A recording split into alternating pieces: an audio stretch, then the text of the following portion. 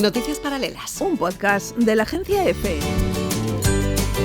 El Palau de Martorell de Barcelona acoge hasta julio la más completa exposición dedicada al colombiano Fernando Botero en España. Homenaje a uno de los artistas más importantes del siglo XX, reconocido por sus formas redondas y voluptuosas a través de más de 110 piezas, muchas inéditas. Una colección que explora su prolífica producción y también su experimentación con las diversas técnicas que dominó a lo largo de su carrera. Un buen plan cultural que merece una visita a la ciudad condal. Si escuchas, te lo cuento.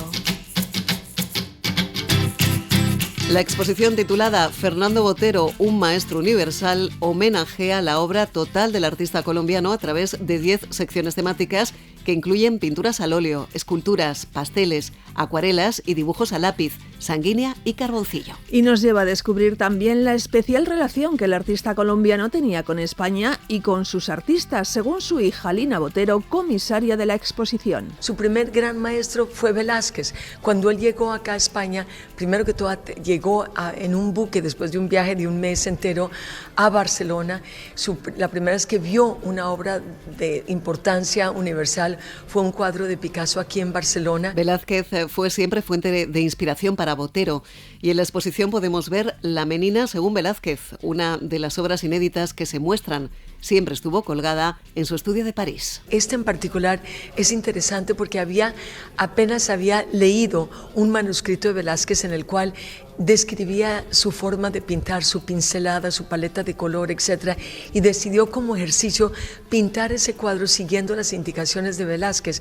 El resultado es extraordinario, pero él nunca quiso firmar la obra y tampoco salió jamás de su estudio, porque él decía que era más un Velázquez que un Botero. Pero no es la única. En el Palau de Martorell cuelga otra obra que nunca se había expuesto al público hasta ahora, el cuadro Homenaje a Manteña de 1958, al que durante décadas se le había perdido la pista. Con ese cuadro mi padre ganó el premio del Salón Nacional de Artistas en Colombia en ese momento, se vendió la obra y se perdió el trazo de la obra, ya no sabíamos en qué colección estaba, si existía aún, etc. Y bueno, hay cuentos increíbles de cómo tratamos de buscarlo y finalmente a comienzos del año pasado la casa de subasta de Christie's me llamó para decirme que acababan de vender el cuadro en venta privada.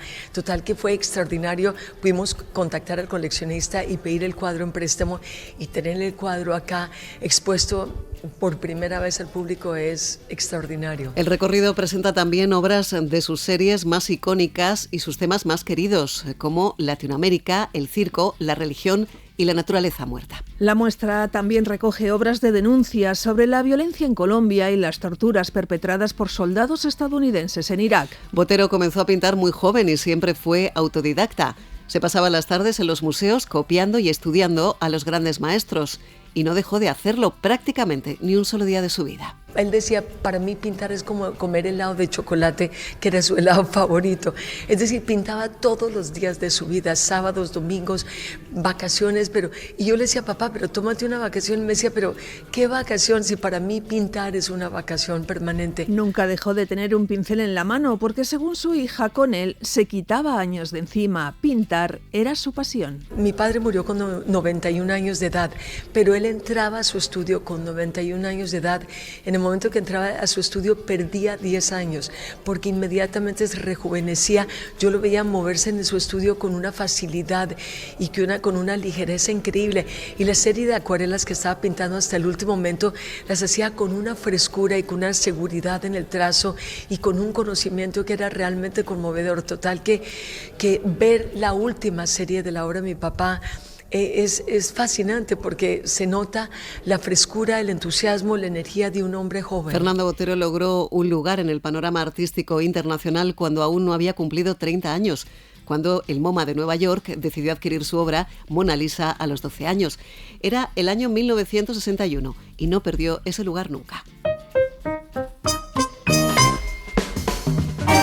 Pues como te hemos dicho, esta exposición bien merece una visita. Recuerda que está hasta julio en el Palau Martorell de Barcelona y no dejes de suscribirte a Noticias Paralelas.